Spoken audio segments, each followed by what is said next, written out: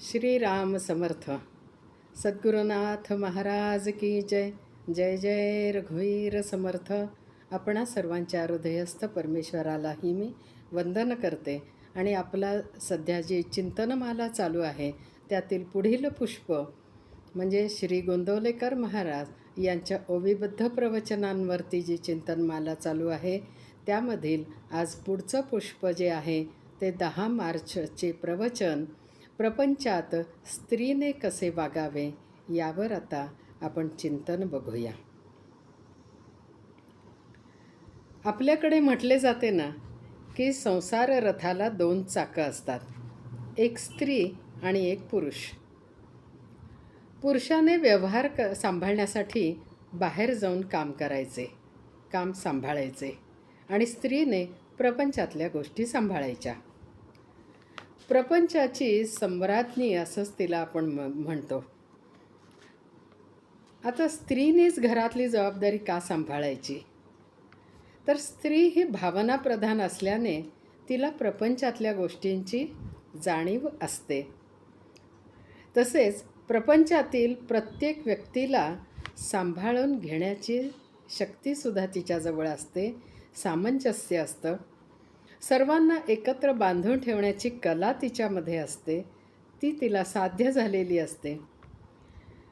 तर हा जो आपला प्रपंच आहे तो अतिशय समर्थपणे पेलता आला पाहिजे. त्यातून प्रत्येकाचं हित सांभाळायला मदत व्हायला हवी असे वातावरण राहावे म्हणून स्त्रीने प्रपंचात कसे वागावे ते संत आपले वेद वगैरे ग्रंथातून आपल्याला सांगितलं गेलेलं आहे. आणि ह्या सर्व कला तिच्यापाशी आहेत म्हणून प्रपंचाची जबाबदारी जास्ती करून स्त्रीने सांभाळावी असं आपल्याकडे रूढार्थाने म्हटलं जातं. सध्याच्या युगामध्ये आपण बघतो, पण मला त्यावरती काहीच आत्ता म्हणजे म्हणायचं नाही आहे. जशी जग राहाटी त्याप्रमाणे जगातले बदल आपण स्वीकारायचे आहेत. परंतु खऱ्या अर्थाने जर बघितलं तर स्त्री कशी असते यासाठी हे सगळं विवेचन आहे. तर स्त्रीने प्रपंचाला धरून राहावे, आपल्या पतीला दैवत मानून राहावे, म्हणजेच त्याची सेवा करावी. अन्य कोणाचे चिंतन तिने करू नये. पतीबरोबर त्या कुलातील नातेसंबंधांप्रमाणे प्रत्येकाने कर्तव्य पार पाडावीत. अर्थात हा उपदेश महाराजांनी सगळ्यांनाच केलेला आहे प्रपंचात कसं वागावं याच्यासाठी, किंवा नामस्मरणातून समाधानाचा मार्ग यामध्ये वृद्धांना पुरुषांना सगळ्यांनाच त्यांनी उपदेश केलेला आहे. फक्त स्त्रियांनाच केला आहे असं नाही. आपण पाहतो की पृथ्वी सूर्याभोवती फिरते, म्हणजेच मूळ पुरुषाभोवती फिरते आणि त्या ब्रह्माने निर्माण केलेली प्रकृती सांभाळायचे, तिचे संवर्धन करायचे कार्य ती करीत असते. सूर्याभोवती फिरत असताना ती स्वतःभोवती फिरत असते. त्यामुळेच दिवस रात्र होत असतात. त्यामुळे दिवसा काम करणारे जीव रात्री विश्रांती घेतात. हेच कार्य स्त्री घरातील लोकांसाठी करीत असते. बाहेर काम करून आलेल्या पुरुषांना विश्रांती मिळावी, त्यांना व्यवस्थित खायला प्यायला मिळावं, हे सर्व ती पाहत असते. पृथ्वी जरी स्वतःभोवती फिरत असली तरी तिच्यावर राहणाऱ्या आपल्याला याची जाणीव तरी असते का हो? किंवा तिच्या गतीमुळे आपण कुठे उडून पडलोय का? तर नाही, कारण ती सर्वांना धरून ठेवते. त्याचा कधी अहंकार ती दाखवत नाही, मानत नाही. कोणताही जीव कसाही असला तरी त्याच्या पायाखालची जमीन ती काढून घेत नाही. शांतपणे सर्व सहन करीत सर्वांना स्थिरता देते. तसेच प्रपंचात स्त्री पतीला मूलदैवत मानून त्याच्या भोवती प्रदक्षिणा घालते. स्वतःही प्रपंचातील कामामध्ये फिरत असताना सर्वांना घरी परतण्याची ओढ ती लावून देते. त्यासाठी तिच्यावर तसे संस्कारही हवेत ना. समाधानी राहून सर्वांना समाधान कसे द्यायचे यासाठीच संस्कार हवेत. जसं जमीन सुपीक असेल तर त्यावर झाडं रुजतात, मोठी होतात आणि लोकांच्या उपयोगी पडतात. पण ती जमीनच भुसभुशीत असेल तर त्यावर झाड टिकतच नाही, कारण ती मातीच एका ठिकाणी राहत नाही. मग ती मुळांना कशी पकडून धरेल? म्हणून माती पण सर्वांना पकडून ठेवणारी असावी लागते. अशा मातीला आपण खत पाणी घालतो, त्यामुळे झाडांची वाढही छान होते की नाही? तसेच स्त्री सुसंस्कारी असली तर ते कुल प्रतिभावान होते. लोकांच्या समोर आदर्शपणे ते राहू शकते. म्हणून प्रपंच सांभाळायची जबाबदारी स्त्रीवर टाकलेली आहे. त्यात कुठला कमीपणा किंवा स्त्रीला हीन मानण्याची भावना नाही, तर ती प्रपंचात लक्ष केंद्रित करून प्रत्येकाला संस्कारमय करू शकत असते. तिच्या बागेतली झाडं छान फळावीत, फुलावीत म्हणून ती पृथ्वीसारखी खंबीरपणे सर्व सहन करीत सुपीक माती होऊन राहते. आजकाल आपण पाहतो, नोकरी व्यवसाय करण्यात स्त्रिया खूप पुढे गेल्यात. परंतु कित्येक ठिकाणी आपण पाहतो की घरातील मुलांवर संस्कार करायला त्यांना नीट वेळ मिळत नाही आणि त्याचे दुष्परिणाम आजकाल आपण पाहतोच आहोत. काळाबरोबर पुढे जायलाच हवे, पण प्रपंचातल्या कर्तव्यात सुद्धा दक्ष राहायला हवेच. हेच खरे तर परमार्थाचे साधन आहे. पतिसेवा हाच आपला धर्म, प्रपंचाचे कर्तव्य हेच आपले सत्कर्म, अंतरी समाधान हेच आपले साधन, असे श्री महाराज आपल्याला सांगत आहेत. तेव्हा आधी आपण प्रवचन बघूया आणि मग परत आपल्या चिंतनाकडे वळूया. 10 मार्च प्रवचन. प्रपंचात स्त्रीने कसे वागावे.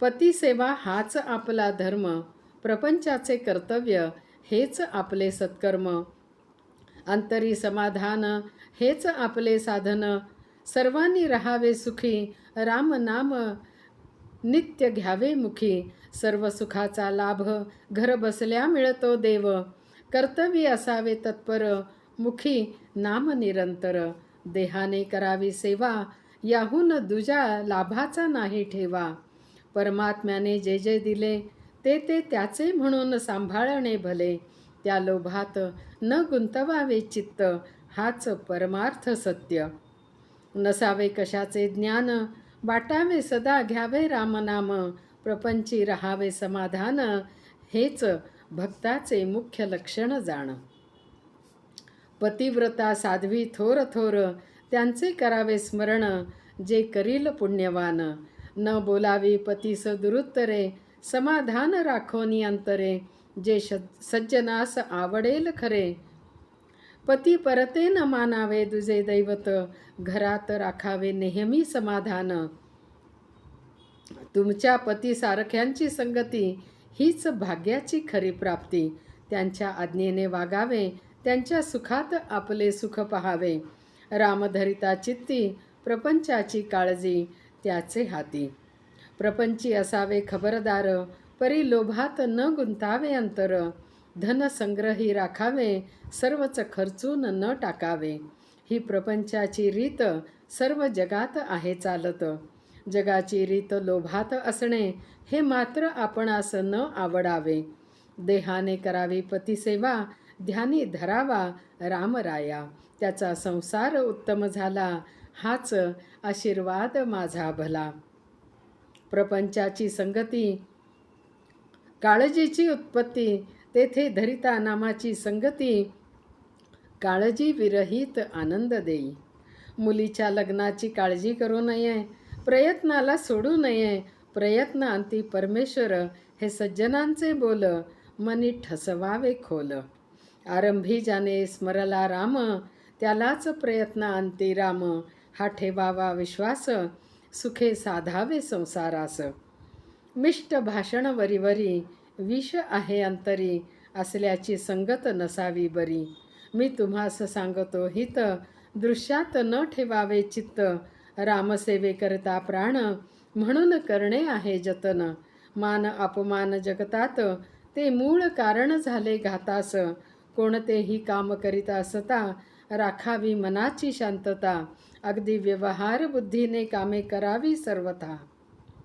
आप्त इष्ट सखे सज्जन यांचे राखावे समाधान, परी न व्हावे त्यांचे अधीन. सर्वांशी राहावे प्रेमाने, चित्त दुश्चित्त न व्हावे कशाने. आल्या अतिथा अन्न द्यावे, कोणास विन्मुख न पाठवावे. अगदी व्यवहाराच्या मार्गाने जावे, त्यात रामाचे अधिष्ठान राखावे. बोधवाक्य: रामावर ठेवावा विश्वास, सुखाने करावा संसार. श्री महाराज म्हणतात, पतिसेवा हाच आपला धर्म, प्रपंचाचे कर्तव्य हेच आपले सत्कर्म, अंतरी समाधान हेच आपले साधन. सर्वच संत सांगतात, तसेच श्री महाराजही सांगतात, प्रपंचातील कर्तव्य करायला चुकू नका आणि त्या कर्तव्यात आसक्ती राहू देऊ नका. कोणत्याही मोबदल्याची अपेक्षा न ठेवता केलेले कर्म हे कर्तव्य आहे. असे कर्तव्य पार पाडले की आंतरिक समाधान प्राप्त होते. श्री महाराज एका प्रवचनात म्हणतात की खरे समाधान मिळाल्यावर मनुष्य खेळासारखा प्रपंच करतो. त्याचप्रमाणे घरातील स्त्री समाधानी असेल तर ती दुसऱ्याला समाधान देऊ शकते. तसे संस्कार घरात आपोआप राहतात, वेगळे शिकवावे लागत नाहीत. म्हणून नीतिधर्माने राहून कर्तव्य भगवंत स्मरणात पार पाडले की भगवंताचे प्रेम मिळते, तोच परमार्थ होय. कर्तव्य असावे तत्पर, मुखी नाम निरंतर. आपले कर्तव्य तत्परतेने पार पाडावे, त्यामध्ये चालढकल नसावी. कर्तव्य पार पाडताना मुखी नाम असावे. जेथे नाम तेथे भगवंत असतो. म्हणजेच देहाच्या माध्यमातून भगवंतच करीत असतो. हा भाव राहिल्याने सुख दुःख दोन्हीशी आपला संबंध राहत नाही. नाम घेत राहिल्याने त्याचे स्मरण राहते, भगवंताचे स्मरण राहते. व्यवहारातही आपण एखाद्याची आठवण काढली तर त्याचे गुण दोष आचरण वगैरे सर्व आठवते की नाही. तसेच भगवंताचे स्मरण ठेवल्यावर त्याचे गुण आठवतात. त्यानेही सगुणात अवतार घेतल्यावर आपले कर्तव्य कसे पार पाडले ह्याचे चिंतन होऊन आपणही त्याप्रमाणे कर्तव्य पार पाडू शकतो. श्रीरामांचे नाम घेत असताना त्यांचे चरित्र आपल्यासमोर उभे राहते. प्रत्येक नात्यातली गुंफण आपल्यासमोर येते. श्रीरामांनी प्रत्येकाला केलेला उपदेश आपल्याला उकलतो. त्याप्रमाणे आचरण करायचा आपण प्रयत्न करतो, म्हणजेच ते स्मरण होते.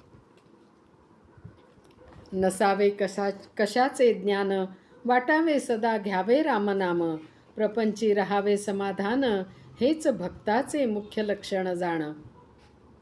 भगवंतांनी केलेल्या उपदेशाचे ज्ञान, परमेश्वर प्राप्तीचे ज्ञान, आत्मज्ञान प्राप्ती एवढेच हवे वाटावे. बाकीचे कोणतेही ज्ञान असू नये असे वाटावे. काही जणांना दुसऱ्याच्या मनातले कळते. मनकवडा, अंतर्ज्ञानी असे आपण त्याला म्हणतो आणि त्याला खूप महत्त्व देत राहतो. पण श्री समर्थ रामदास स्वामी म्हणतात, ऐसी जाणे अंतरस्थिती, तयासी परमज्ञाता म्हणती. परंतु जेणे मोक्षप्राप्ती, ते हे ज्ञान नव्हे. अंतर्ज्ञान किंवा त्रिकाल ज्ञान वगैरे ह्या सर्व सिद्धी आहेत. त्या देहाबरोबर संपणार आहेत. म्हणून ते सामान्य ज्ञानच आहे. ते मोक्षप्राप्ती करून देऊ शकत नाही.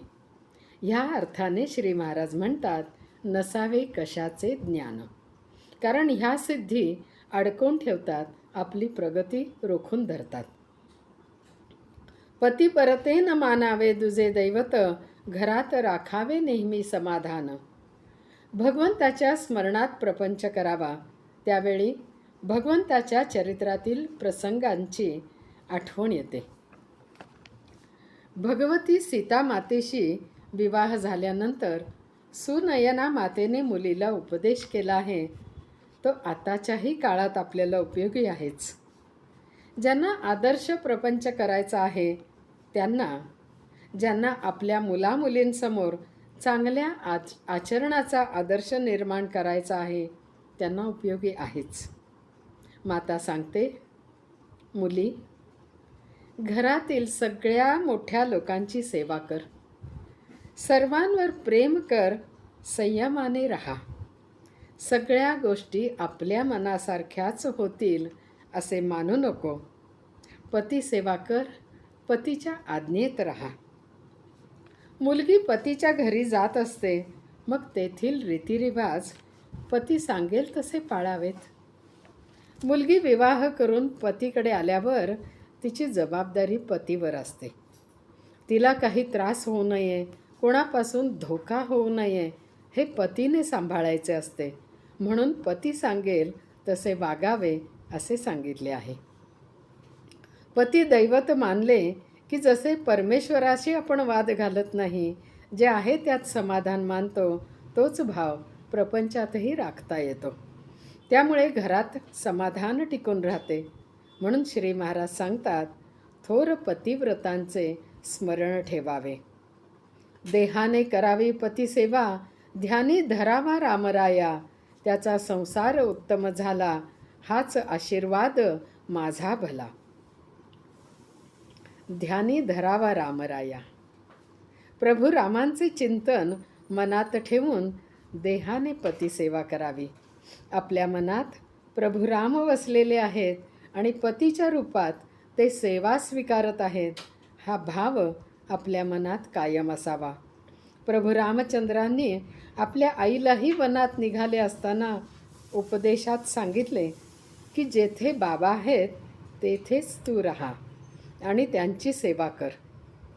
भगवती सीतेनेही जेथे राघव तेथे सीता म्हणत वनवास पत्करला ना. ही आपली आदर्श भारतीय परंपरा आहे. पती आणि पत्नी अंतरंगातून एकरूप असावेत. बहिरंगाने 2 देह आहेत, पण मन एकच असते. विवाह हे देहाचे मिलन नसून मनाचे, प्राणाचे मिलन असते असे आपल्याकडे मानले जाते. संकोच, मर्यादा, पातिव्रत्य, शील, धर्म, संस्कृती हे सर्व जिच्यात आहे ती भारतीय स्त्री आहे. असाच उपदेश प्रभू रामचंद्रांनी केला आणि श्री महाराजांनीही तोच उपदेश केलेला आहे. अशा संस्कारात तयार झालेल्या घरात प्रेम असते. तिथे भगवंताचा वास असतो आणि त्यांचा संसार उत्तम होतो. प्रपंचातील सर्वांचे मन सांभाळावे, पण कोणाच्याही अधीन होऊ नये, आसक्तीमध्ये अडकू नये. हा पण एक महत्त्वाचा उपदेश महाराजांनी केलेला आहे. एक सुखी परिवार तयार करणे हे स्त्रीच्या हातात असतं आणि त्यासाठी लागणारी क्षमावृत्ती आणि त्याग ही स्त्रीची आभूषणं आहेत. त्याग, क्षमा, प्रेम यामुळेच संसारात शांती, समाधान, आनंद निर्माण होत असतो. या प्रवचनाचं सार माणगंगातीरी या पुस्तकामध्ये महाराजांनी करवून घेतलेलं होतं. पतिसेवा हाच स्त्रीचा हो धर्म, कर्तव्य सत्कर्म प्रपंचात. मुखी राहो नाम, देही घडो कर्म, चित्ती असो प्रेम, परमार्थ हा. पतिव्रता थोर होत्या पुण्यवान, तयांचे स्मरण ठेवा नित्य. पतिसेवा देही रामराया ध्यानी, संसार हा मानी उत्तम तो, रामसेवेसाठी दिला आहे प्राण, करावा जतन नामामध्ये, करावा जतन नामामध्ये. रामावर ठेवावा विश्वास, सुखाने करावा संसार. जानकी जीवन स्मरण जय जय राम. सद्गुरुनाथार्पणमस्तु. श्रीराम श्रीराम श्रीराम.